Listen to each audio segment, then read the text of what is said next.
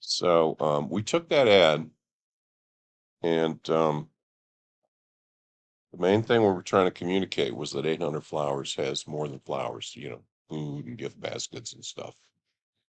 And we did what was called a recall test.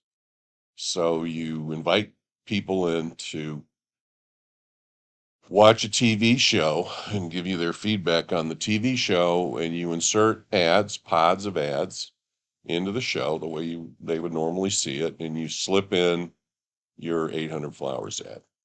And then after the show's over, you ask them, what ads do you remember seeing? And whatever ads they mention, you call that unaided recall. And you're hoping your ad broke through enough and is memorable enough that you have unaided recall in the high 20% or more of people that you interviewed. So 28% of people remembered seeing an 800 Flowers ad. And then you get into what do you remember from the ad? And here's where people are going to hopefully mention, well, 800 Flowers has more than flowers. 800 Flowers has food. Anything that they reflect back that makes it clear that they got that message counts as benefit communication. And this ad actually did well. It got good unaided recall, and it had high scores on has a variety of gifts more than flowers. So before here you've spent, millions of dollars potentially on this TV time, making a TV vial in place. And you've spent a lot of money creating and producing this ad. So before you start airing it, you want to make sure it's communicating well. And so you test it. Um, this shows global spending on ads. Television is second. Okay. Uh, and also just in the US, it's second. Shows that it went up slightly between 2017 and 2021. So TV used to be number one though, folks. Before the days of the internet, TV was far and away the number one receiver of media dollars. And as you can see now, it's not the case. And the growth mostly is coming from internet, mostly coming from mobile video. The players in TV, well, you've got your streaming services, and everything seems to be moving to streaming. There's your Netflix, etc. There is consolidation in TV ownership. Here are some of the big players, the networks. A lot of changes here. A year or so ago, Fox sold all of its entertainment properties. It kept its news and sports. ABC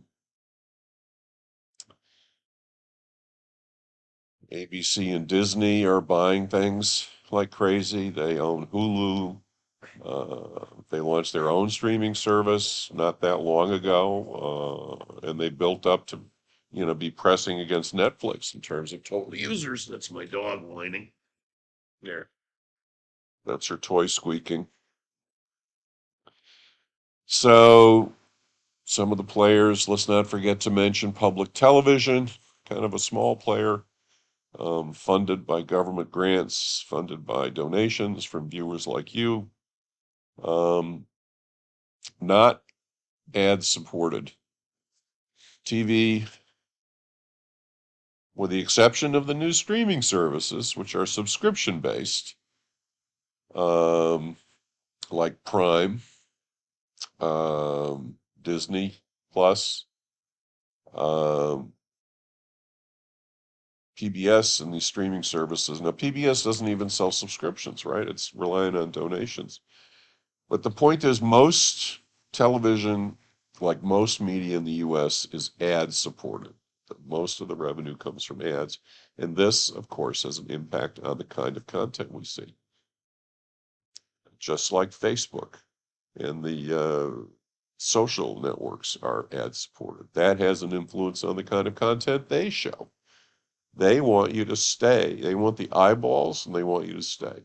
So they're going to offer up the kind of content. They're not going to give you educational content that's good for you. You're not going to get vegetables. You're going to get dessert and gravy and mashed potatoes. Right, folks? And the same goes with the social networks. So just take a minute and think about the impact of all media pretty much being ad supported and what that means for the content. So here are some of the big cable companies. Here are some of the cable networks. Here are some of the streaming services. We talked about Disney Plus doing so well now. Yeah. Netflix. Yeah, not that long ago, Netflix started losing subscribers, 200,000 subscribers leaving Netflix due to increased competition, the maturity of its service, uh, password sharing. Now they're going to crack down on that. Watch out, folks, if you're getting your parents' Netflix, as my daughter is with me. Could be caught on that pretty soon. Netflix now has a cheaper service that takes ads, similar to Hulu, so they are going to be taking ads. So changes. The Emmy Awards. Here's some of the winners, and a lot of it is being done by the streaming services. They're winning in programming, and in fact, the streaming. Oh, by the way, here's just U.S. viewers here. This is overall, switching from the Emmys now to overall. What are the highest rated TV programs in the U.S.? And you can see it's football. Almost all football. This is from a few years ago, but this is worldwide leading TV programs by viewership. And the Olympics always come up on top, and then the World Cup, and they've got multiple billions of viewers. Interesting.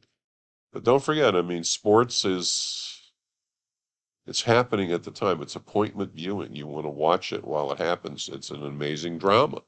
Winners and the losers. Well, something like the Olympics, someone gets ready, prepares for 4 years, and they have maybe a few seconds to do their thing, and win or lose. It's very dramatic. So here are the trade associations, some of the leading ones for TV.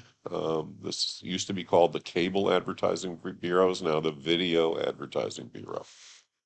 And here's their website. Yep. Okay. And they are going against the internet. They represent local cable TV stations, local cable providers, and cable networks. Okay. Who we are, let's just look at that. About us, our members. Well, you'll see it's the cable networks. Is if they show us them. Yeah, see, look, there you go. ComScore is a member, not surprisingly. Right.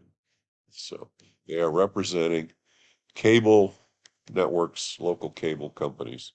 How did I get back there again? Darn it. Sorry, guys. And here's Spot TV Association. Oh, what happened? Oh my goodness. I don't know what that was. I should have checked that link. I'm sorry. I've never had a problem with it, so I don't know what it is. I apologize. Um, let's see if I can get us there anyway. tvb.org. tvb.org. Okay, so there it is. Okay, selling local TV. Okay, big stations sell themselves. Of course, um, if you happen to own a TV station in one of the swing states, around election time, you're printing money, right, folks? Right. Okay, so here they are. Research, measurement, and analytics. Home improvement purchase funnel. Let's see what that is, just for the heck fire of it. Awareness, interest, visit store, consider purchase. Well, they don't have anything under that. They don't have experience, loyalty, advocacy. Okay. Anyway. All right. Well, so there they are. Um, sorry. Two of the big associations representing TV. Okay, when we're talking about TV and advertising, we need to also talk about product placement, which is a growing phenomenon. Why is it a growing phenomenon? Because ads are avoidable, right? And if I integrate the product I want to market into the content, it will be watched, it will be noticed. The question is, how much selling can I do as opposed to just showing? And, if it's an influencer and all they do is talk about my product, I can do a lot of selling. But I think there's a healthy debate about whether an influencer that I pay is not exactly the same as product placement. Anyway, let's just say that more and more marketing dollars are endeavoring to be integrated into the content as opposed to in some kind of break and in a pod of a bunch of commercials, which is increasingly avoidable.